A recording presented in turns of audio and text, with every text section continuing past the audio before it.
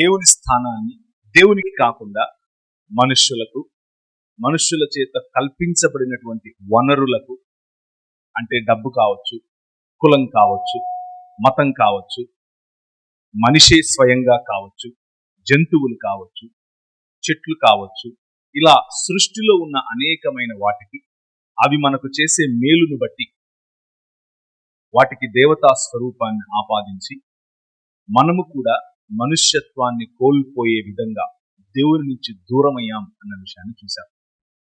దేవుని నుంచి దూరమైన కారణం చేత, దేవునితో సంబంధం కోల్పోయిన కారణం చేత మనం బ్రతికి ఉన్నాం అనుకుంటున్నాం, కానీ జీవోత్సవాలుగా అంటే మరణపు గతిని సంతరించుకున్నాం అని చూశాం.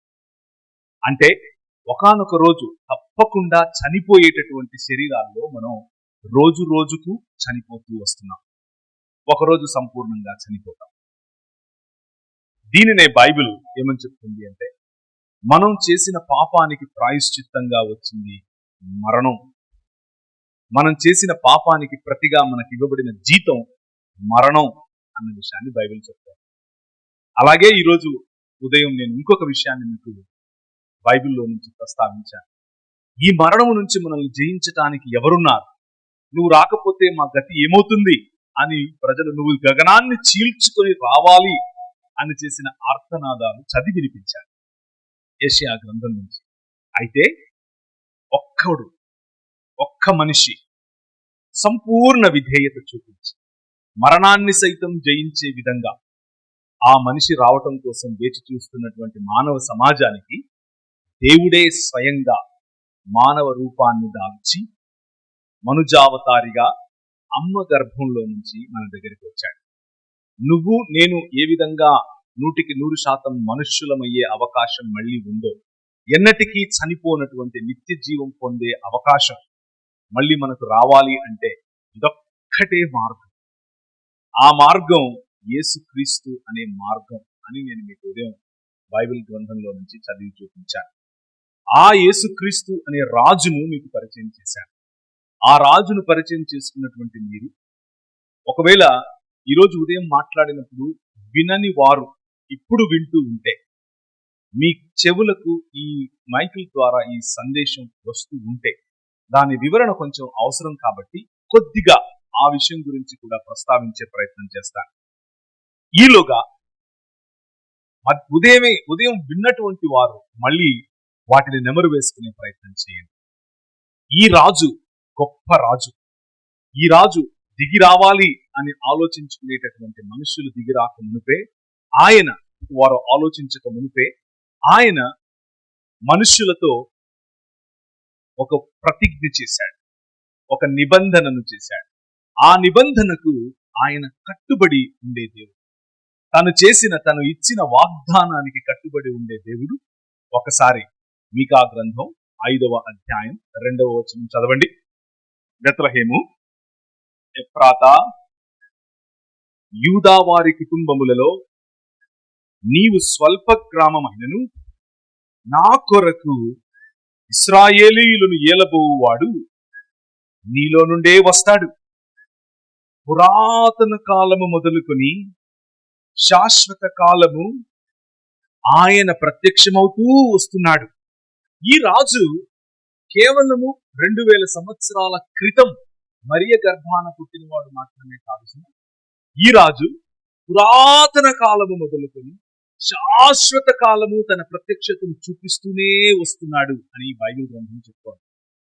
ఈ రాజు పురాతన కాలం మొదలుకొని ప్రత్యక్షతలు చూపిస్తూ ఉంటే ఎవరెవరికి కనిపించాడు, ఎక్కడ కనిపించాడు, ఏ విధంగా తన ప్రత్యక్షతను చూపించాడు, అలా చూపించడం వల్ల నాకు ఒరిగేదేమిటి అన్న ప్రశ్న వస్తుంది. మానవులను తిరిగి ఆయన సమాజముగా, మానవులను తిరిగి ఆయన కుటుంబముగా, మానవుల మధ్యలో తిరిగి ఆయన వచ్చి నివాసము చేసే విధంగా ఉదయం మనం చూసినట్లు ఆయన తలరాయి లేకపోతే ఆయన మూలరాయి మీ మధ్య ఆప్యాయతలను పెంచుతూ, మీ మధ్య ప్రేమను పెంచుతూ, మీ మధ్య ఒకరి పట్ల ఒకరికి ఉండాల్సిన అనురాగాన్ని పెంచుతూ, కుటుంబాలలో ఉన్నటువంటి అనురాగాన్ని పెంచుతూ, ప్రభుత్వాలకు ఉండాల్సినటువంటి బాధ్యతను పెంచుతూ, తన భుజముల మీద రాజ్యభారం మోసుకుని వచ్చినటువంటి ఈ రాజు కేవలం 2000 సంవత్సరాల క్రితం ఈ భూమి మీద నడిచాడు అని అనుకుంటే అది పొరపాటే. అది మానవుడిగా పుట్టినటువంటి సమయం. కానీ ఆయన మరియ గర్భాన పుట్టక మునుపు నుంచి కూడా, అనగా మానవ మనుగడ మొదలైనప్పటి నుంచి కూడా ఆయన నడుస్తూ వస్తున్నాడు. ఆయన పురాతన కాలము మొదలుకొని శాశ్వత కాలము తన ప్రత్యక్షతను చూపిస్తూ వస్తున్నాడు అన్న విషయాన్ని మీకు గుర్తు చేస్తున్నాను. అయితే ఆయన గురించినటువంటి, ఆయన ప్రత్యక్షతలను గురించినటువంటి అంశంలోనికి వెళ్ళటానికి ముందుగా మీకు ఒక మాట తెలియజేయాలనుకుంటున్నాను. ఆయన ప్రత్యక్షత ఈ రోజుకు కూడా తాజాగా నీ జీవితంలో అందుబాటులో ఉంది. నువ్వు కావాలి అని అనుకుంటే ఈ రోజు, ఇప్పుడు, ఈ రాత్రి నిద్రపోవటానికి ముందు ఆయన ప్రత్యక్షతను చూడాలి అని నువ్వు అనుకుంటే, ఆయనతో మాట్లాడాలి అని నువ్వు అనుకుంటే, ఆయనతో పరిచయం పెట్టుకోవాలి అని నీకు అనిపిస్తే, నీ మనసులో ఒక్క మాట చెప్పు చూడు. నువ్వేంటో పురాతన కాలము నుంచి శాశ్వత కాలము నీ ప్రత్యక్షతను చూపిస్తూ వస్తున్నావంట, మరి నాకు చూపించవా అని అడిగి చూడు. నీకు కనిపిస్తున్న మతం వేరు. ఆయన వ్యక్తిగతంగా ఒక రాజు, ఆయన రాజ్యం వేరు. నీ మతం నీ జీవితంలో నీకున్న ప్రశ్నలకు, నీకున్న ఒంటరితనానికి, నీకున్న బాధకు, నీకున్న కలిమికి, నీకున్న లేమికి, నీకున్న సంబంధంలో ఉన్న ఇబ్బందికి సమాధానం ఇవ్వలేదేమో. కానీ ఈ రాజు, ఆయన ప్రత్యక్షత ఈ రోజు అందుబాటులో ఉంది. ఆ అందుబాటులో ఉన్న ప్రత్యక్షతను గనుక నువ్వు తీసుకుంటే, నీకున్న ప్రతి సమస్యకు, నీకున్న ప్రతి ఇబ్బందికి, నీకున్న ప్రతి అనుమానానికి, నీకున్న ప్రతి అసూయకు, నీకున్న ప్రతి సంబంధంలో ఉన్న ఇబ్బందులకు ఈరోజు సమాధానం దొరుకుతుంది. నేను ఆ సమాధానం చెప్పలేకపోవచ్చు, కానీ ఆ రాజు నిన్ను ఎరిగినవాడు. 10,000 మందిలో నిన్ను చూసి నువ్వు పేరు పెట్టి పిలవగలవాడు. ఆ రాజు ఈరోజు పురాతన కాలం మొదలుకొని శాశ్వత కాలము తను చూపిస్తున్నటువంటి ప్రత్యక్షతలను గురించి మీకు చెప్పే ప్రయత్నం చేస్తాను. అందులో రాబోయే ప్రత్యక్షత మీకేనేమి అన్న విషయాన్ని కూడా ముందే చెప్పి నేను మొదలు పెడుతున్నాను. ఆ రాజు పురాతన కాలము నుంచి శాశ్వత కాలము రాజ్యభారముతో నిండినటువంటి భుజములతో ఏలటానికి, ప్రపంచాన్ని ఏలటానికి రాబోతున్నాడు అని చెప్పినటువంటి ఆ రాజు ఎప్పుడొచ్చాడు, ఎవరికొచ్చాడు అని ఆలోచిస్తే ఒక్కసారి మోషేని అడిగి చూడాలి. మోషే అనేటటువంటి ప్రవక్త ఇశ్రాయేలీయులు, అనగా ప్రపంచంలోనికి ఈ మానవుడు, ఈ దివ్య మానవుడు, ఈ ప్రపంచ మానవుడు, ఈ విశ్వమానవ సమాజాన్ని నిర్మించడానికి రానయున్న మానవుడు వస్తాడు, నేను మిమ్మల్ని రక్షిస్తాను అని చెప్పటానికి ముందుగా ఆ మానవుడు మాట్లాడినటువంటి ఒకానొక ప్రవక్త ఈ మోషే. ఈ మానవుడు ఈ ప్రపంచంలోనికి మనిషిగా పుట్టక మునుపు దాదాపు 1400-1500 సంవత్సరాల క్రితం ఐగుప్తు అనే దేశంలో బానిసత్వంలో ఉన్నాడు.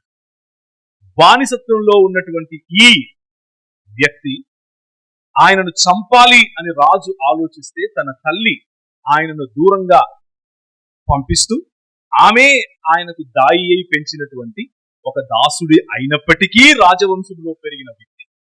ఆ రాజవంశంలో పెరిగినటువంటి వ్యక్తి అన్యాయం తన కళ్ళ ఎదుట జరుగుతూ ఉండగా అన్యాయాన్ని జయించటం కోసం అన్యాయం అనే దారినే వెతికినటువంటి వ్యక్తి.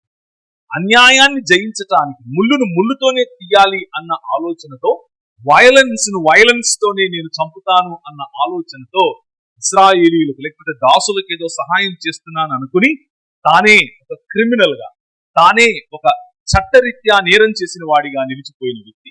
కానీ ఆ వ్యక్తి 40 సంవత్సరాలు గొర్రెలు మేపుకున్న తర్వాత, ఆయన నేర్చుకున్న విద్యాభ్యాసం అంతా 40 సంవత్సరాలు అన్లర్న్డ్, మరిచిపోయేట్లుగా దేవుడు గొర్రెలు మేపించిన తరువాత ఆయనకు ప్రత్యక్షమయ్యాడు. ఆయన ప్రత్యక్షతను గురించి ఒకసారి నిర్గమాకాండం 3వ అధ్యాయంలో మీరు చూడొచ్చు. నిర్గమాకాండం 3వ అధ్యాయం.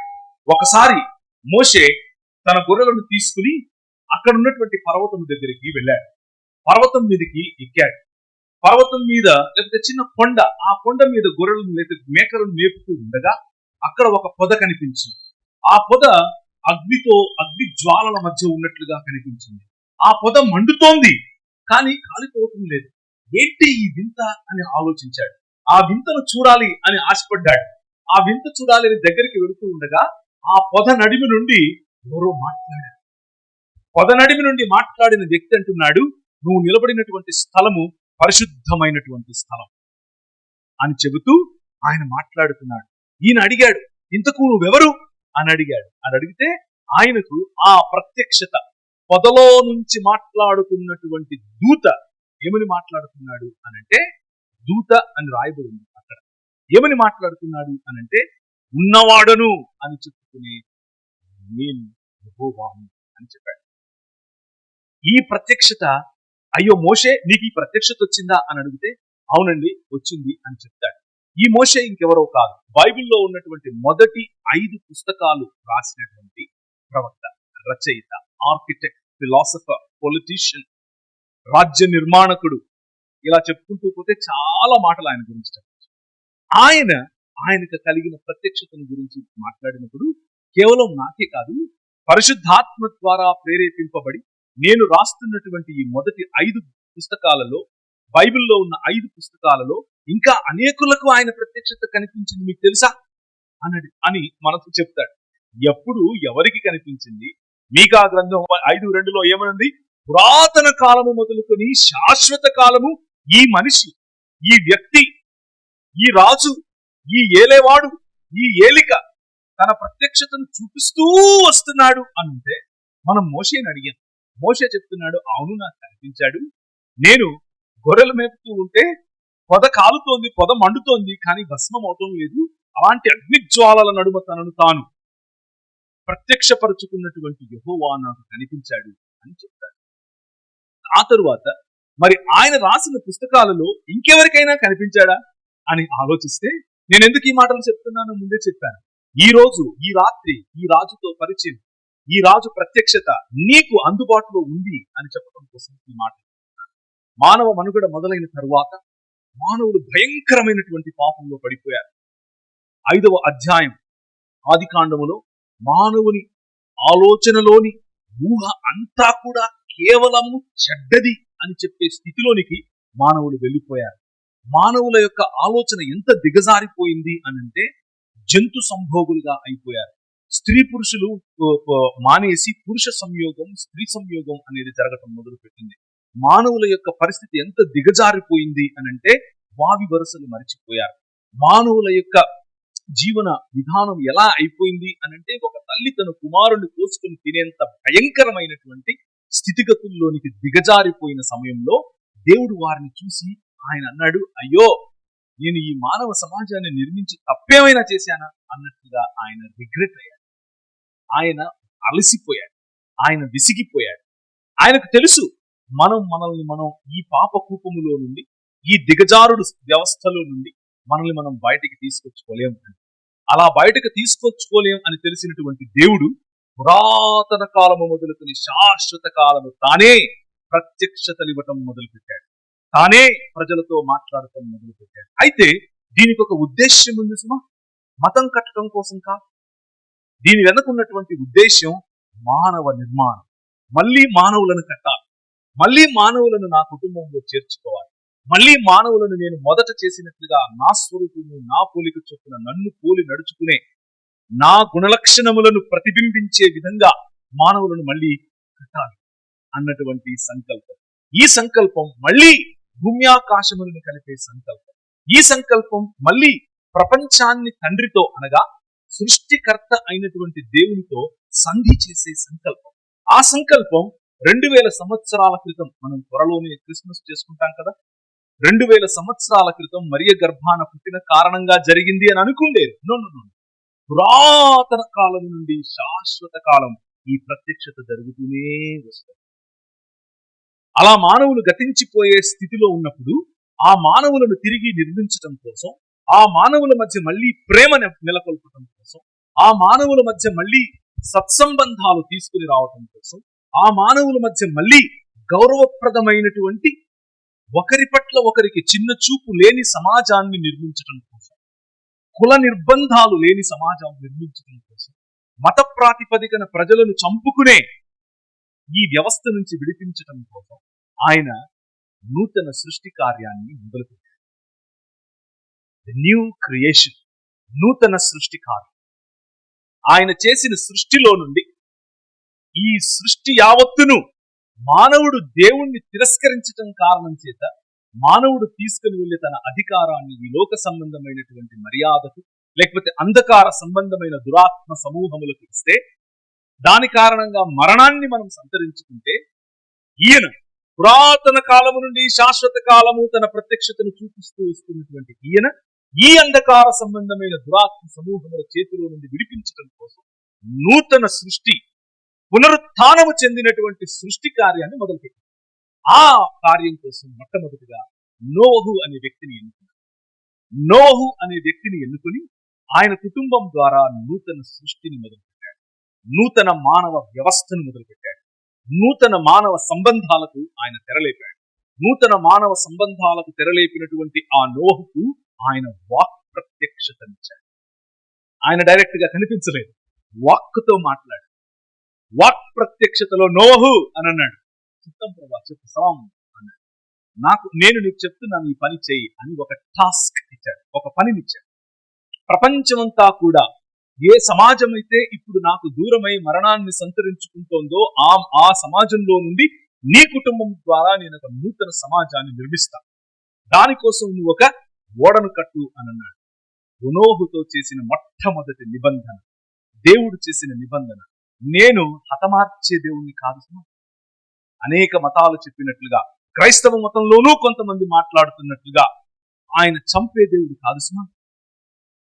ఆయన ఈ ప్రపంచాన్ని ఈ సృష్టిని దహించి ఎక్కడికో తీసుకెళ్లిపోవటం కోసం కాదు సుమా. ఆయన చేసిన సృష్టిని బాగుంది అన్న దేవుడు, చాలా బాగుంది అన్న మనుషులను మళ్ళీ నిర్మించడం కోసం ఆయన నోవహుని ఎన్నుకున్నాడు. నోవహు ద్వారా ఆయన ఒక నిబంధన చేశాడు. నేను సంహరించడం కోసం కాదు, పునర్నిర్మాణం కోసం ఈ పని చేస్తున్నాను. ఆ కుటుంబములో నుంచి అనేక కుటుంబాలు వచ్చాయి. అనేక కుటుంబాలు ప్రపంచాన్ని అంతా కూడా విస్తరించిపోయాయి.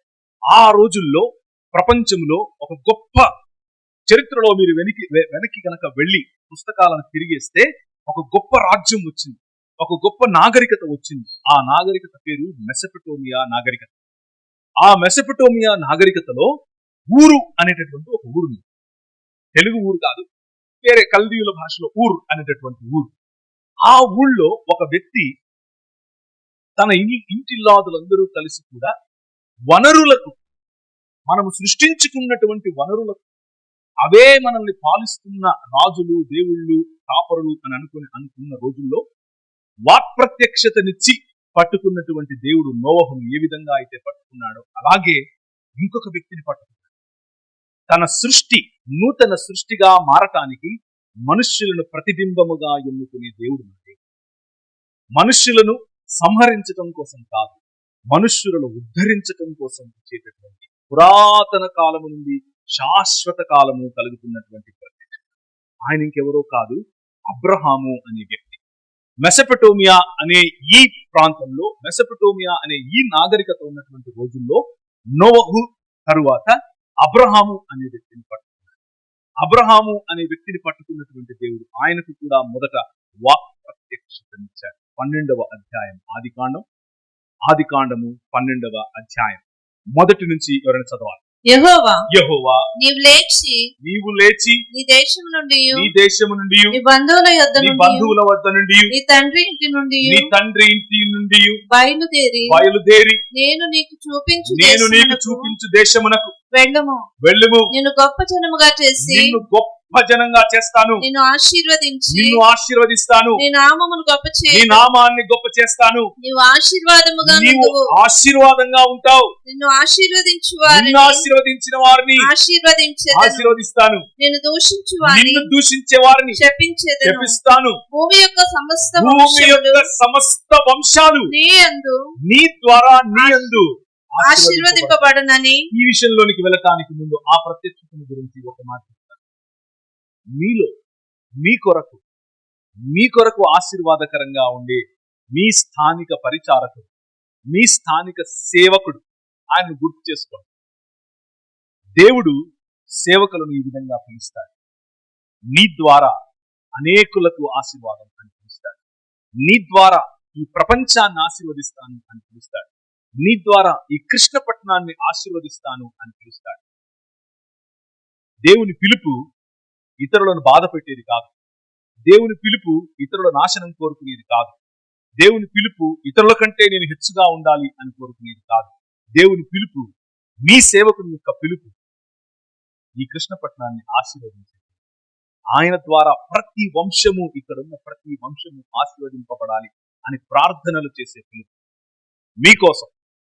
మీరు పుట్టినప్పుడు ప్రతి బర్త్డేలకి, మీ ఇంట్లో ఫంక్షన్స్, ఎవరైనా అకాలంగా మరణం చెందితే ప్రతి సమయంలో మీకు అంటిపెట్టుకుని ఉండి మీకు ఆశీర్వాదకరంగా ఉండేటటువంటి మీ కాపరి, అది దేవుని పిలుపు. అన్ని విడిచిపెట్టుకొని మీకోసం నిలబడే పిలుపు. ఇది దేవుని ప్రత్యక్షత యొక్క పర్యవసానం.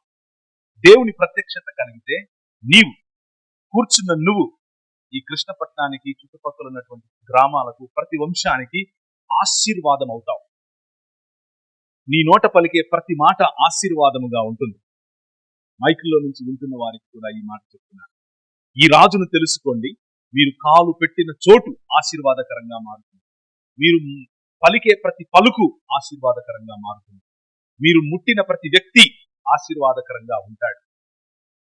మీ ఆర్థిక, మీ సామాజిక, మీ దినచర్యలో ప్రతి క్షణం ఆశీర్వాదకరంగా ఉంటుంది. ఇది దేవుని పిలుపు, దేవుని ప్రత్యక్షతకు వచ్చేటటువంటి పర్యవసానం. అబ్రహాము జీవితంలో నూతన సృష్టి కార్యానికి సంబంధించిన రెండవ ఒడంబడిక, రెండవ నిబంధన ఆయన చేశాడు.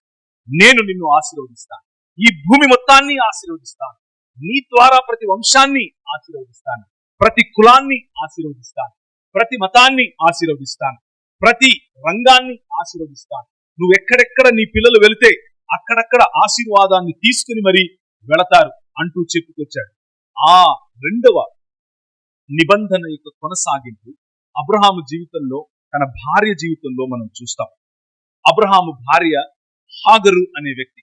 ఆ హాగర్ అనే వ్యక్తి గర్భవతి అయి ఉండగా తన సవతి, లేకపోతే తనకంటే ముందు అబ్రహాము ఎవరినైతే పెళ్లి చేసుకున్నాడో ఆవిడతో గొడవపడి ఇంట్లో నుంచి వెళ్ళిపోయినప్పుడు చూరు మార్గమునకు వెళ్ళేటటువంటి నీటి బుగ్గ దగ్గర ఆమె ఆకలితో, దాహంతో అలమటిస్తూ ఒక చోట అలా సొమ్మసిల్లిపోయే క్షణాల్లో ఆ బుగ్గ దగ్గర, ఆ నీటి బుగ్గ దగ్గర ఆయన మళ్ళీ దర్శనమిచ్చాడు.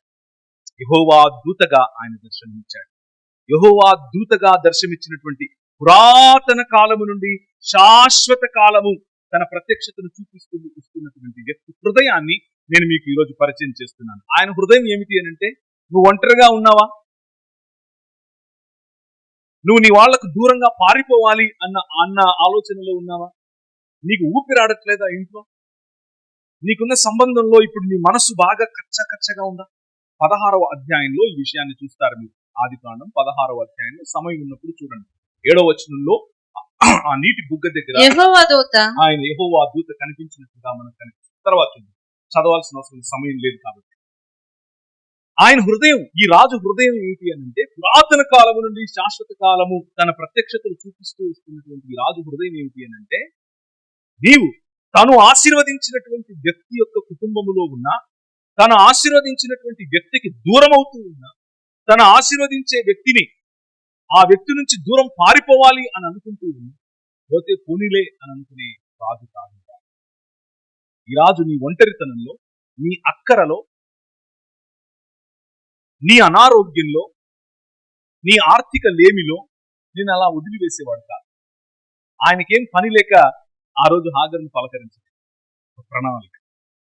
ఈ రాజుకు స్త్రీల పట్ల ఉన్న ప్రత్యేకమైన ప్రణాళిక, ఈ రాజుకు బలహీనుల పట్ల ఉన్న ప్రత్యేకమైన ప్రణాళిక, ఈ రాజుకు ఒంటరి అయిపోయిన ప్రతి మనిషి పట్ల ఉన్న ప్రత్యేకమైన ప్రణాళిక. ఈరోజు కూర్చున్న మీలో కానీ, వింటున్న వారిలో కానీ, ఒకవేళ నేను ఒంటరిని అయిపోయాను, నా బంధుమిత్రులు నన్ను వదిలేశారు, నా ఆకలిలో, నాకున్న రోగంలో, నాకున్న ఆర్థిక ఇబ్బందుల్లో ఒక్కరు కూడా చేయిపట్టరే అని ఆలోచిస్తూ ఉంటే ఈ రాజు ప్రత్యక్షత మీకు సిద్ధంగా ఉంది. ఆనాడు తూరు మార్గము గుండా వెళ్ళే ఆ బుగ్గ దగ్గర, నీటి బుగ్గ దగ్గర హాగరును కనుక్కున్నటువంటి ఈ రాజు, ఈ యెహోవా దేవుడు మీ జీవితంలో ప్రత్యక్షత ఇవ్వడానికి ఈరోజు సిద్ధంగా ఉన్నాడు. మీరు చేయాల్సిందల్లా ఏమిటి అని అంటే, మీ హృదయాన్ని విప్పి ఆయన నాకు ప్రత్యక్షతనిస్తావా అని అడిగితే చాలు. He is available right here right now today. ఇది మూడవ ప్రత్యక్షత. రెండవ ఆయన చేసిన నిబంధనలోనే ఉన్నటువంటి ఇంకొక ప్రత్యక్షత. అలాగే అబ్రహాము ఒక రోజు మమ్రే దగ్గర ఉన్న సింధూర వనంలో ఆ చెట్టు కింద జల్దరు అనుకుంటారు, మస్తక విష్ణువు, దాని కింద కూర్చుని ఉన్నాడు. అలా కూర్చుని ఉన్నప్పుడు ముగ్గురు వ్యక్తులు ఆయన దగ్గరికి వచ్చారు. ఆ ముగ్గురు వ్యక్తులు రావడం చూసి ఈయన సాష్టాంగపడి, మీరు వెళ్ళడానికి వీల్లేదు, భోంచేసి వెళ్ళండి అని అన్నాడు. భోంచేసి వెళ్ళండి అని అంటే ఆ ముగ్గురు ఆగిపోతే వెళ్ళి తన భార్యతో భోజనం వండించుకుని తీసుకుని వచ్చి వీళ్లను తన ఇంటికి తీసుకుని వెళ్ళి గుడారములోనికి భోజనం పెట్టాడు. భోజనం పెడితే ఆ ముగ్గురు వ్యక్తుల్లో ఇద్దరు దేవదూతలుగా వాళ్ళను వాళ్ళు పరిచయం చేసుకున్నారు. వాళ్ళు అక్కడి నుంచి వెళ్ళిపోయారు. ఒక వ్యక్తి ఆయన ఇంకెవరో కాదు, పురాతన కాలము మొదలుకొని శాశ్వత కాలము ప్రత్యక్షమవుతూ వస్తున్నటువంటి ఈ రాజే అని తను తాను ఆయన బయలుపరుచుకుని తన భార్య అయినటువంటి అప్పటికే వృద్ధురాలైపోయినటువంటి సారను ఆశీర్వదిస్తూ అంటాడు, 1 సంవత్సరం తిరగకముందే నేను మళ్ళీ వస్తాను, నువ్వు పండంటి బిడ్డను అంటావు అని చెప్పాడు. ఆశీర్వాదం. నేను గొడ్రాలునైపోయాను అని అనుకుంటున్నావా? ఆయన ప్రత్యక్షత ఇప్పుడు ఇక్కడ ఈ రోజు రెడీగా ఉంది. ఇంట్లో పోరు భరించలేకపోతున్నాను అని అనుకుంటున్నావా? అందరూ అనే మాటలు వినలేక నేను అసలు ఏం చేయాలో అర్థం కాలేదు అని అనుకుంటున్నావా? ఆయన ఇప్పుడు ఇక్కడ ఈ రోజు నీ జీవితంలో కార్యం చేయడానికి సిద్ధం. ఇప్పుడు ఇక్కడ ఈ రోజు ఆయన రాజ్య ఫలములను నీకు పంచడానికి ఆయన సిద్ధం. ఆయన ప్రత్యక్షత నీకు సిద్ధంగా ఈ రోజు ఇప్పుడు నీకు అందుబాటులో ఉంది. సారా జీవితంలో ఆయన అంటాడు, నేను మళ్ళీ 1 సంవత్సరం తర్వాత వస్తాను, నువ్వు వృద్ధురాలి అయిపోయావు కరెక్టే, కానీ నీ గర్భాన్ని నేను తెరుస్తాను, నీ ద్వారా నేను ఒక కుమారుణ్ణి నీకు ఇస్తాను. అబ్రహాముకు ఇంకొక కుమారుడు పుడతాడు, ఆయన పేరు ఇస్సాకు అని చెప్పాడు. ఆ ఇస్సాకు పుట్టి పెరిగి పెద్దవాడైన తర్వాత ఇస్సాకును తీసుకుని అబ్రహాం బయలుదేరాడు. ఇంకొక ప్రత్యక్షత చెప్పినాడు. అబ్రహాము బయలుదేరి ఆ కొండ మీదకి వెళ్ళి కొండ మీద ఇస్సాకును నాకు బలి ఇవ్వు అని చెప్పినట్లుగా విన్నటువంటి అబ్రహాము, దేవుడు నన్ను నా కుమారుణ్ణే బలివ్వమంటున్నాడు అని చెప్పి తీసుకుని వెళ్ళి. కానీ బైబిల్ ఏం చెప్తుంది అని అంటే, మన దేవుడు లేకపోతే ఈ దేవుడు ఈ రాజు యొక్క హృదయం బలులు అడిగే హృదయం కాదు సుమా, మనుషులను చంపమని అడిగే హృదయం కాదు సుమా, నా కోసం రక్తాన్ని చిందించు అని చెప్పే హృదయం కాదు సుమా. అది అర్థం చేసుకున్నటువంటి, నీ ద్వారా ప్రపంచాన్ని ఆశీర్వదిస్తాను అని చెప్పినటువంటి నిబంధనను గుర్తుపెట్టుకున్నటువంటి ఈ అబ్రహాము పిల్లవాడిని తీసుకుని వెళ్ళి బలి సైతం ఇవ్వడానికి విధేయత చూపిస్తాడు. ఆ సమయంలో మళ్ళీ పైనుంచి ఒక స్వరం, మళ్ళీ ఆయన మాట్లాడటం మొదలు పెడతాడు. ఈసారి కూడా మళ్ళీ వాక్ ప్రత్యక్షతే. వాక్ ప్రత్యక్షతలో అబ్రహాముతో మాట్లాడుతూ అంటాడు, ఆ పిల్లవాడి మీద చేతులు చేయి వేయొద్దు అని అంటాడు. నువ్వు నీ మనసులో ఎప్పుడైతే నాకు నీ పిల్లవాడిని సైతం ఒక్కగానొక్కడైన నీ కుమారుని సైతం ఇవ్వటానికి నువ్వు ఎప్పుడు వెనకాడలేదో, ఆ క్షణమే నువ్వు దేవునికి భయపడువాడవని ఇందువలన నాకు కనబడుచున్నది అని ఎవరు చెప్తున్నారు? 22వ అధ్యాయంలో మీరు చూస్తారు. ఎవరు చెప్తున్నారు? యెహోవా దూతగా, దేవుడే యెహోవా దూతగా బయలుపడుతూ ఉన్నటువంటి పురాతన కాలము మొదలుకొని శాశ్వత కాలము తన ప్రత్యక్షతను చూపిస్తూ వస్తున్నటువంటి వ్యక్తి మాట్లాడుతూ నాకు తెలిసింది, నీ ద్వారా నేను ఈ ప్రపంచాన్ని ఆశీర్వదిస్తాను అనుకున్నాను కదా, నువ్వేమో నీ పిల్లవాడిని ఇవ్వటానికి సైతం నువ్వు సిద్ధపడుతున్నావు కదా, నా హృదయం అలాంటిది.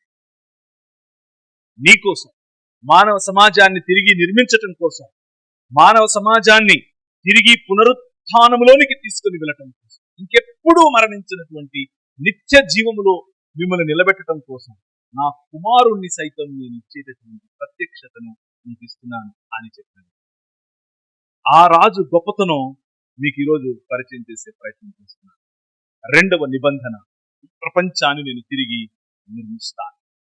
ఇలా ప్రత్యక్షమైన దేవుడు, ఇలా ప్రత్యక్షమైన యెహోవా దూత ఇంకెవరో కాదు, ఆ దేవుడు ఇదే అబ్రహాముతో మాట్లాడుతున్నాడు. 400 పైచిలుకు సంవత్సరాలు మీ పిల్లలు వేరే దేశంలో బానిసలుగా ఉంటారు, బానిసలుగా ఉన్న నీ పిల్లలను మళ్ళీ నేను తీసుకుని వస్తాను. ఈ కనాను ప్రాంతంలో ఉన్న ప్రజలకు 400 పైచిలుకు సంవత్సరాలు వారి పాపముల నుండి వాళ్ళు మారు మనస్సు పొందటానికి సమయం ఇస్తున్నాను. కానీ వాళ్ళ మనసులు మారకపోతే, కానీ వాళ్ళు నా వైపుకు తిరగకపోతే, కానీ వాళ్ళు న్యాయమును జరిగించకపోతే, కానీ వారు కనికరమును ప్రేమించకపోతే, ఇంకా వారు వారి పిల్లలను మొలకకు అర్పిస్తే, బలులుగా అర్పిస్తే, పిల్లలను చంపుకుంటే, అగ్నిగుండం గుండా నడిపిస్తే, స్త్రీలను మాకంటే తక్కువ వారు అన్న చిన్న చూపు చూస్తే, ఇలా భయంకరమైన అన్యాయము సమాజంలో విస్తరిస్తే, వారి మధ్యలో మిమ్మల్ని తీసుకొచ్చి ఒక రాజ్యంగా మిమ్మల్ని నిలబెడతాను అని చెప్పి పంపించాడు. ఆ అబ్రహాము కుమారుడు ఇస్సాకు తర్వాత పుట్టినవాడే యాకోబు. యాకోబు వృద్ధుడైపోయాడు, ఇక చనిపోయే స్థితిలో ఉన్నాడు. చనిపోయే స్థితిలో ఉన్న యాకోబు ఇప్పుడు ఒకరి తర్వాత ఒకరు తన పిల్లలని పిలుస్తున్నాడు. అప్పటికే బానిసత్వంలోనికి, లేకపోతే అప్పటికే ఐగుప్తులోనికి వారు వెళ్ళిపోయారు. ఐగుప్తులోనికి వెళ్ళిపోయినటువంటి ఆ పిల్లల మధ్య యాకోబు వృద్ధుడై యోసేపును పిలిచి ఆశీర్వదిస్తున్నాడు. ఇప్పుడు చూడండి, ఆదికాండం 48వ అధ్యాయం 15-16 వచనాలు. ఆ దూత ఎవరో ఇక్కడ మనకు స్పష్టంగా తెలుస్తుంది. అంతట యోసేపును దీవించి నా పితరులైన అబ్రహాము ఇస్సాకులు ఎవని ఎదుట నడుచుచుండిరో ఆ దేవుడు నేను పుట్టినది మొదలుకొని నేటి వరకు ఎవడు నన్ను పోషించెనో ఆ దేవుడు అనగా సమస్తమైన కీడులలో నుండి నన్ను తప్పించిన దూత ఈ పిల్లలను ఆశీర్వదించునుగాక. నా పేరు ఆనాడు హాగరుతో మాట్లాడిన దూత, ఆనాడు ఆకాశమందుండే అబ్రహామును తన కుమారుడైన ఇస్సాకును చంపకుండా ఆపిన దూత, ఆనాడు అగ్ని పొదలో నుండి మాట్లాడినటువంటి దూత ఎవరితో? మోషేతో. ఇంకెవరో కాదు, స్వయంగా దేవుడు, స్వయంగా యెహోవాగా పరిచయం చేసుకునేటటువంటి దేవుడు. ఆ దేవుడు నన్ను నా కాపరి అని చెప్తున్నాడు. ఆ దేవుడు సమస్తమైన కీడుల నుంచి నన్ను విడిపించేవాడు అని చెప్తున్నాడు. ఆ దేవుడు నాకు అన్నం పెట్టి పోషించిన వాడు అని చెప్తున్నాడు. ఆ దేవునితో ఉన్న దగ్గరి సంబంధాన్ని యాకోబుతో ఎలా ఉందో ఒకసారి చూడండి. అయితే మైకుల ద్వారా వింటున్న, ప్రాంగణములో ఉన్న మీకు నేను చెప్పే ఒక ప్రధానమైన అంశం, ఈ రాజు, ఈ దేవుడు, ఈ దూతగా, యెహోవా దూతగా మీ ముందు ప్రత్యక్షమవుతాను. పురాతన కాలము నుండి శాశ్వత కాలము తన ప్రత్యక్షత అందుబాటులో ఉంది అని చెప్పాను కదా. ఈ రోజు నీ ప్రయాణంలో, ఈ రోజు నీ ఆకలిలో, ఈ రోజు నీ సమస్తమైన కీడులలో, ఈ రోజు నీ పోషణ కోసం ఆయన యాకోబుకు ఎలా అందుబాటులో ఉన్నాడో అలా నీకు కూడా అందుబాటులో ఉన్నాడు. ఆ యాకోబు పిల్లలైనటువంటి ఇశ్రాయేలును ఒక రాజ్యముగా నిర్మించి ఇశ్రాయేలుకు ఒక నిబంధన చేశాడు. ఇశ్రాయేలుకు చేసిన నిబంధనను ఈ రోజు మధ్యాహ్నం మనం చదివాం. 33వ అధ్యాయం ద్వితీయోపదేశ కాండంలో, ఇశ్రాయేలు నీ భాగ్యం ఎంత గొప్పది, యెహోవా రాజుగా గల నీ భాగ్యం ఎంత గొప్పది. అన్యజనులు నీ ఎదుట ఏం చేస్తారు? వేషములు వేస్తారు. కానీ నువ్వేం చేస్తావు? వారి ఎత్తైన స్థలములను తొక్కుతావు. ఈ ప్రపంచంలో ఉన్నటువంటి అన్యాయం, ఈ ప్రపంచంలో ఉన్నటువంటి కనికర లేమిని, ఈ ప్రపంచంలో తమను తాము హెచ్చించుకునే మానవత్వం నుండి ఈ ప్రపంచానికి వెలుగుగా, ఈ ప్రపంచానికి ఒక దీపస్తంభముగా, ఈ ప్రపంచానికి కనికరాన్ని పంపించేటటువంటి ఒక సమాజముగా, మానవ సమాజముగా మిమ్మల్ని నిర్మిస్తాను అని 3వ నిబంధన ఇశ్రాయేలుతో చేశాడు. ఒకే నిబంధనే, ఆ నిబంధన యొక్క కొనసాగింపే. మొదట నోవహుతో, రెండవది అబ్రహాముతో, మూడవది అబ్రహాము పిల్లలైనటువంటి ఇశ్రాయేలుతో, నాలుగవది ఆ ఇశ్రాయేలు యొక్క, లేకపోతే ఇశ్రాయేలుకి ఇచ్చినటువంటి నిబంధన మోషే ద్వారా వచ్చింది. అది నేను ఆల్రెడీ మనం పొదలో మండుతున్నటువంటి యెహోవా దూతను గురించి మనం మాట్లాడాం. నాలుగవది దేవుడు చేసినటువంటి రాజుగా నేను వస్తాను, రాజుగా నేను ఏలతాను అని దావీదుతో చేసిన నిబంధన. దావీదు ఈ ఇశ్రాయేలు నుంచి వచ్చినటువంటి ఒక రాజు. ఆ రాజు దేవుడిని ఒక రోజు అడిగాడు, అయ్యా మరి నాకేమో ఇంత పెద్ద ఇల్లు కట్టుకున్నాను, నీకేమో ఇల్లు లేదు కదా, నువ్వేమో ఇంకా గుడారాల్లో ఉంటావేమిటి, నేను నీకోసం ఒక మందిరం కట్టాలనుకుంటున్నాను అని అంటే దావీదుతో చేసిన నిబంధన. నువ్వు కడతావు, నువ్వు కాదు, నీ కుమారుడు కడతాడు. నీ కుమారుడు అనంటే సొలొమోను అని ఈయన అనుకున్నాడు. కానీ విశ్వమానవులను నిర్మించటానికి మీరే తన ఇల్లుగా, మీరే తన మందిరముగా, మీ మధ్య నివాసము చేయటానికి, మనం ఉదయం చూసినట్లుగా ఎఫెసీయులకు రాసిన పత్రిక 2వ అధ్యాయంలో, మీ మధ్య ఆయన మూలరాయి మిమ్మును నిర్మించటానికి ఒక మందిర నిర్మాణం చేయటం కోసం, ఆయన గృహ నిర్మాణం చేయటం కోసం మీరే తన ఇల్లుగా ఏర్పరచుకున్నటువంటి ఆ మందిరము అనే నిబంధన, నా గృహము అనే నిబంధన ఆయన దావీదు ద్వారా చేశాడు. ఆ 4వ నిబంధన తరువాత దావీదు యెష్షయికి వేరు మరియు చిగురు. దావీదు తండ్రి అయినటువంటి యెష్షయికి వేరు అనగా మూలం, చిగురు అనగా ఆయన నుంచి వచ్చే రాజు. ఆ రాజు గురించే మీరు ఇంతవరకు యూదా గ్రంథం 5:2 చదివారు.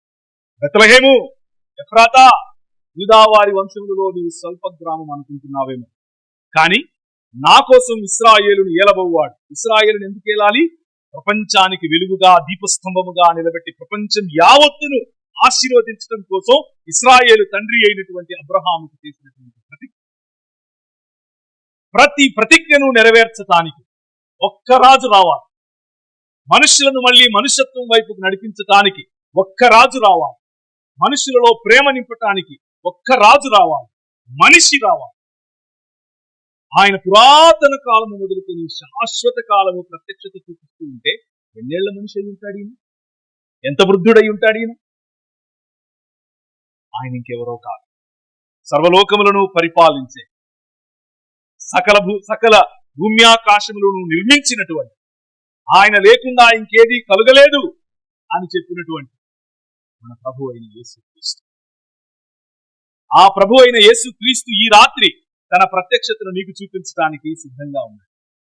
ఆయన ప్రత్యక్షతలో ఒక్కసారి గనక నీ మనసులోనికి ఆయనను ఆహ్వానిస్తే, నీ జీవితంలోనికి ఆయనను ఆహ్వానిస్తే, నీ కుటుంబంలోనికి ఆయనను ఆహ్వానిస్తే, నీ ఇంటిలోనికి ఆయనను ఆహ్వానిస్తే, నేను ఇంతవరకు చెప్పిన ప్రతి ప్రతిజ్ఞ, విశ్వమానవ నిర్మాణంలో ఆయన నీతో కలిసి నీకు పోషకుడుగా, నీకు మార్గదర్శిగా, నీ సంబంధములను సరిచేసేవాడుగా, నీ ఆర్థిక ఇబ్బందుల్లో, నీ ఒంటరితనంలో హాగరుతో నిలబడినట్లుగా నీతో నిలబడతాడు.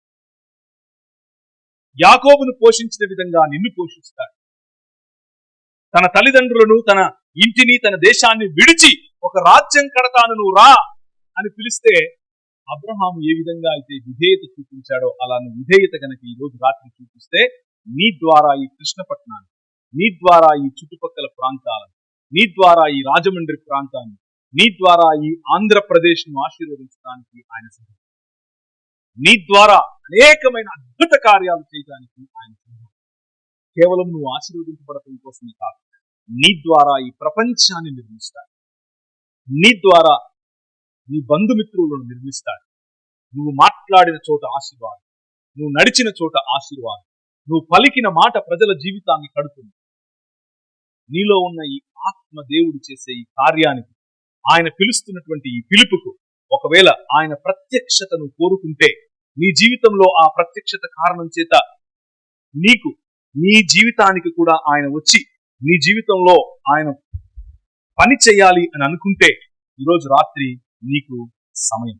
సంఘముగా ఉన్న మనకు ఈరోజు రాత్రి ఆయనను గనక ఆహ్వానిస్తే, ఎన్నో సంవత్సరాలుగా దేవుని మందిరంలో భాగమైనప్పటికీ, దేవుని మందిరంలో నువ్వు వస్తూ ఉన్నప్పటికీ ఈ రాజు యొక్క గొప్పతనం నీకు అర్థం కాకపోతే ఒకసారి 48వ అధ్యాయం యెషయా గ్రంథం 12 నుంచి 16 వరకు చదివి చూసే ప్రయత్నం చేద్దాం.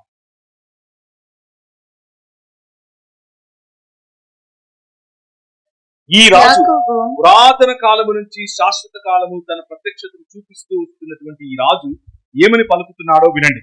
యాకోబు, నేను పిలిచిన ఇశ్రాయేలు, నాకు చెవి యొక్క వినుము.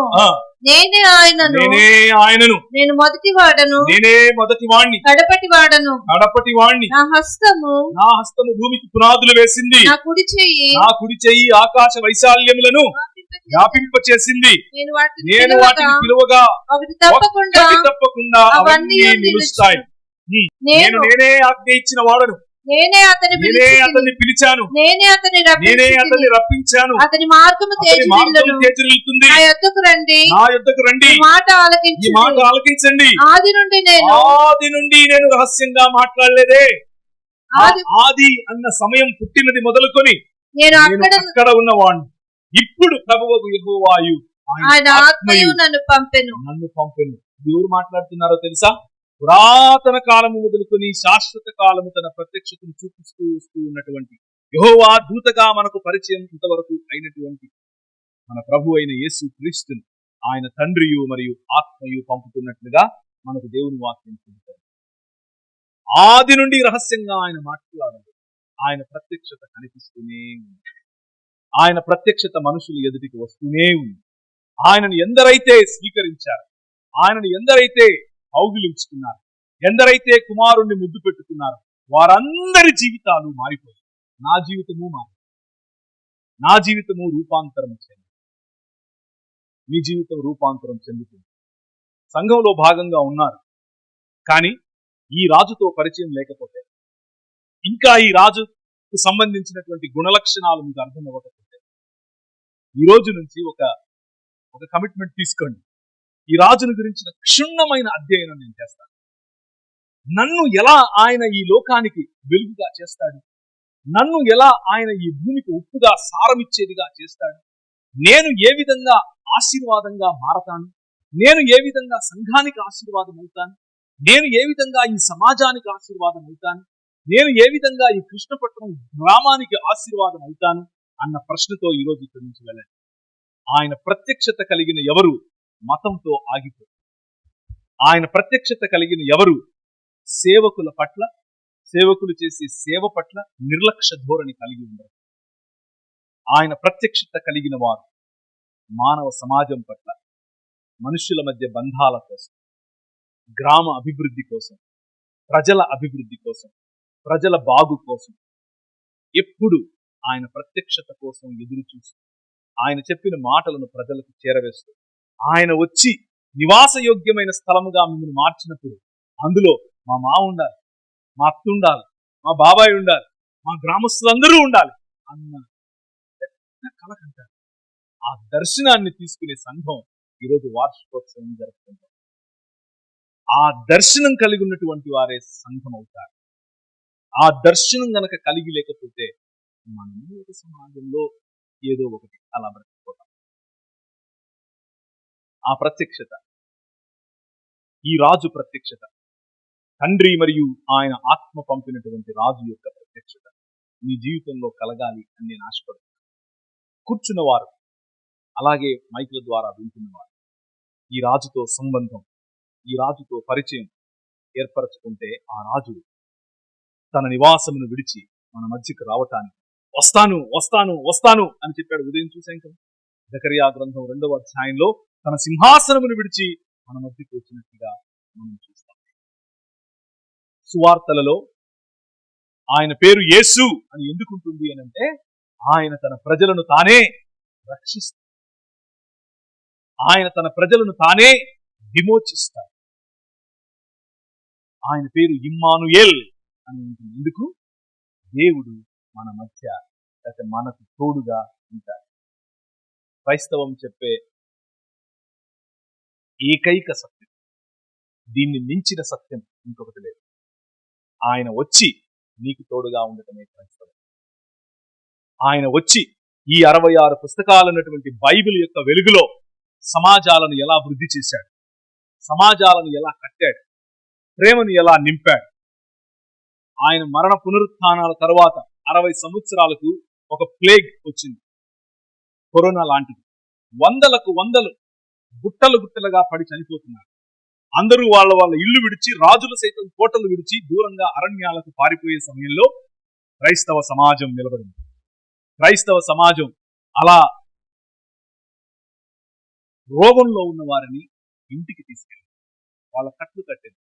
వాళ్ళ వాంతులు, వాళ్ళ విరోచనాలు, వాళ్ళ జ్వరం, వాళ్ళ శరీరానికి సేవలు పరిచర్యలు చేసింది. అలా సేవలు పరిచర్యలు చేసినటువంటి సమాజం, దాని కారణంగా కొంతమంది చనిపోయారు కూడా క్రైస్తవంలో ఉన్నవారు.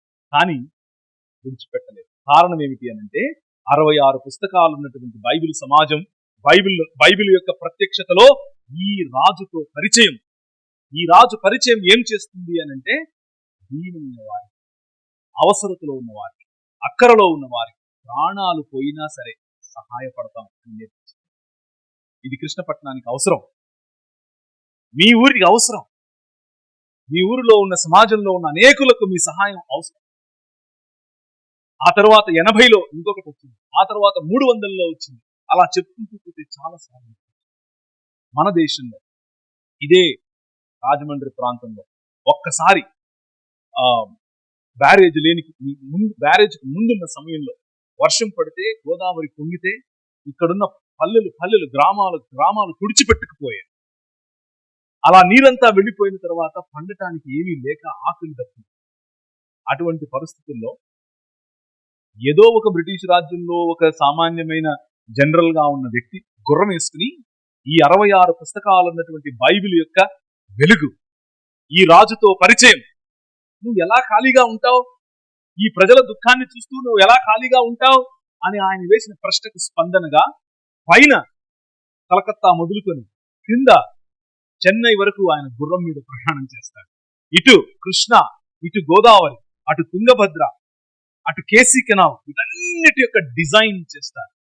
భారతదేశాన్ని అన్నపూర్ణగా మార్చడానికి ఒక్క వ్యక్తి ఈ రాజును కలిసిన తర్వాత, ఈ రాజుతో పరిచయం ఏర్పడితే, 66 పుస్తకాలున్న బైబిల్ యొక్క ప్రకాశం మీ జీవితంలో పడితే, ఆయన సర్ ఆర్థర్ థామస్ కాటన్ గారు ఒక బ్యారేజీ కట్టాడు. ఇన్నేళ్లగా ఉన్నటువంటి మనం చేయలేనిది ఒక్క క్రైస్తవ సమాజం, మనుషులను ప్రేమించే సమాజం, మనుషుల మధ్య మంచి జరగాలి అనే ఆశించే సమాజం. దాని ద్వారా ఈరోజు భారతదేశంలో ఉన్నటువంటి అతి సారవంతమైన భూముల్లో ఈ తూర్పు గోదావరి, పశ్చిమ గోదావరి జిల్లాల భూమి సారవంతమైనదిగా మారింది. కారణం ఒక్క మనిషి యొక్క విధేయత. అలా క్రైస్తవ సమాజం, ఈ రాజు నెరిగినటువంటి క్రైస్తవ సమాజం ఈ రాజు యొక్క రాజ్యాన్ని ఈ దేశంలో విస్తరింపజేస్తూ ఉంది. బానిసత్వ విముక్తి ఈ భారతదేశంలో క్రైస్తవ సమాజం తీసుకొచ్చినటువంటి విప్లవం. అందరికీ చదువు భారతదేశంలో క్రైస్తవ సమాజం తీసుకొచ్చినటువంటి విప్లవం. జోగిని వ్యవస్థను మనం అడ్డుకోవాలి, భారతదేశంలో జరిగినటువంటి క్రైస్తవ సమాజం తీసుకొచ్చినటువంటి విప్లవం. అలాగే అందరికీ ఇంగ్లీష్ ఎడ్యుకేషన్ మనం తీసుకొచ్చినటువంటి విప్లవం. అందరికీ సమానమైనటువంటి హక్కులు మనం తీసుకొచ్చినటువంటి విప్లవం. అందరికీ సమానమైన న్యాయం, సమన్యాయం క్రైస్తవ సమాజం తీసుకొచ్చినటువంటి విప్లవం. ఇలా చెప్పుకుంటూ పోతే భారతదేశ నిర్మాణాన్ని మళ్ళీ ఆ ప్రత్యక్షత దగ్గరికి వెళ్ళండి. ఒక నూతన సృష్టి కార్యం నేను చేస్తున్నాను అని చెప్పాడే, ఆ ప్రత్యక్షత దగ్గరికి వెళ్ళండి. నీ ద్వారా, నీ పిల్లల ద్వారా నేను ఈ ప్రపంచాన్ని ఆశీర్వదిస్తాను. ఆ ఆశీర్వాదం అక్కడెక్కడో మెసపటోమియాలో ఆగిపోలేదు, మన దేశానికి నీ ఊరికి వచ్చింది. మన చుట్టుపక్కల ప్రాంతాలను సుభిక్షంగా మార్చింది.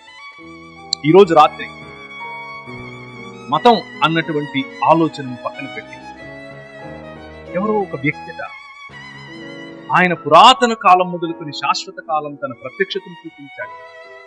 ఆయన రాజట, ఆయన కాపరియట, ఆయన ఒంటరితనంలో తోడుగా ఉంటాడు, ఆయన దరిద్రంలో మనల్ని దరిద్రం నుంచి పైకి లేపుతాడట, ఆయన సుభిక్షతనిస్తాడు, ఆయన సమానత్వం గురించి చెప్తాడట, ఆయనకు స్త్రీలన్నా, బలహీనులన్నా, పిల్లలన్నా చాలా ఇష్టమట. ఆయన మార్గం ఒకసారి చూద్దాం ఎలా ఉంటుందో అని గనుక మీరు నిర్ణయించుకుంటే, మీ ద్వారా, మన ద్వారా ఈ ప్రాంతాన్ని, ఈ దేశాన్ని నిర్మించడానికి ఆయన సిద్ధంగా ఉన్నాడు. ఒకవేళ కూర్చున్న మీరు, అలాగే మైకుల ద్వారా వింటున్న వారు, మీకేమైనా ప్రశ్నలు ఉంటే స్థానికంగా ఉన్న సేవకుని అడిగి చూడండి. లేదు, నా అనుమానాలు, నాకున్న అపోహలు, నాకున్న ప్రశ్నలు పక్కన పెట్టి ఈ రాజుతో నాకు పరిచయం కావాలి అని అనుకుంటే మీకెవరూ అక్కర్లేదు. ఒక్కసారి మీ మనసును తెరిచి ఈ రాజును ఆహ్వానించండి. పురాతన కాలం మొదలుకొని శాశ్వత కాలము నీ ప్రత్యక్షత ఉండదు కదా, మరి ఈరోజు నాకు ఇస్తావా అని అడుగుతుంది. మీ జీవితాన్ని మారుస్తాడు. ఒకే ఒక్క మాట, నీవు ఈ లోకమునకు వెలుగై ఉన్నావు అన్న ఒక్క మాటతో నా జీవితాన్ని మార్చాడు. ఈ మతమన్నా, ఈ మతం ప్రజలన్నా ఏవగింపుతో బ్రతికే నేను నా జీవితాన్ని మార్చాను, తలక్రిందులు చేశాను. దేశానికి, సమాజానికి ఉపయోగపడకపోయినా కనీసం నా ద్వారా సిగ్గు తెచ్చుకునే సమాజంగా ఉండకుండా నన్ను మార్చాను. నీ జీవితంలో మార్పు సాధ్యం, నీ జీవితంలో అద్భుతం సాధ్యం, నీ జీవితంలో సక్సెస్ సాధ్యం, నీ జీవితంలో దేవునితో మరియు సాటి మనిషితో సంబంధం మళ్ళీ సాధ్యం. కళ్ళు ఉంచుకుంటే ప్రార్థన. నేను చెప్పినట్లుగా నా సమయంలో నేను ముగిస్తున్నాను, కానీ ప్రశ్న అలాగే ఉంది. తలలో ఉంచుకుని ఒక్క నిమిషం, కేవలం ఒక్క నిమిషం అడుగుతున్నాను మీ దగ్గర. విన్నటువంటి ఈ 45-50 నిమిషాలు ప్రాంగణంలో ఉన్న మైక్ ద్వారా వింటూ ఉంది. ఈ రాజుతో, ఈ వ్యక్తితో నీకు సంబంధం ఉందా? వ్యక్తిగతమైనటువంటి సంబంధం. ఈ రాజుతో నువ్వెప్పుడైనా మాట్లాడావా? నువ్వెప్పుడైనా చేయగలిగి చూసావా? నువ్వెప్పుడైనా ఆయనతో సంభాషించావా? ఆయన హృదయాన్ని తెలుసుకునే ప్రయత్నం చేశావా? ఆయన నిన్ను విశ్వ మానవ విప్లవంలో ఒక భాగంగా చేయాలనుకుంటున్నాడు. మనుష్యులు రూపొందించుకున్నటువంటి కల్పిత కథల నుండి నిన్ను విడిపించి మానవ కళ్యాణం కోసం నిన్ను నిలబెట్టాలనుకుంటున్నాడు. నీ జీవితం ద్వారా అనేకులను ఆశీర్వదించాలనుకుంటున్నాడు. దానికి ముందు నువ్వు ఆశీర్వదించాలి. ఆ రాజు ఈరోజు నీ పక్కన నిలబడుకొని would you like to travel with me అని అడుగుతున్నాడు. నువ్వు నాతో కలిసి నడుస్తావా అని అడుగుతున్నాడు. నీకు ఇష్టమైతే ఈరోజు ఆ రాజుతో ఒక్క మాట చెప్పు, ఆ దేవునితో ఒక్క మాట చెప్పు. పురాతన కాలం మొదలుకొని శాశ్వత కాలము నీ ప్రత్యక్షత ఉందట. భూమి ఆకాశములకు పునాది నువ్వు వేసావట.